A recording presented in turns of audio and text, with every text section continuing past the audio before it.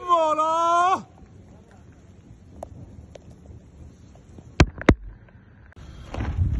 ये जी हसबे कानून झंडी हो गई है जी।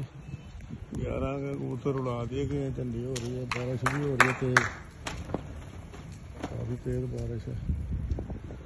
मगर कबूतर उड़ा दिए हैं। जिसने 6 बजे से लेट की है उसकी छत काटी जाए। छत चौथी फॉर्म मालवल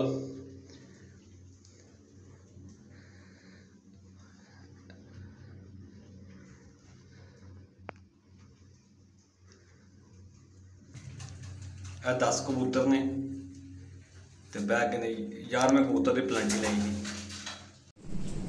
अस्सलाम वालेकुम ग्रुप वाले की हाल है? ठीक ठाक है सब फ्री है। मतलब मुर्दाबाद छातू जनाब बोलना पाया। 4 कबूतर बह गए तो एक जनाब थले डिग के मर गया। पक्की जगह डिग्गा उतों पौंदा आया, एक मर गया जनाब।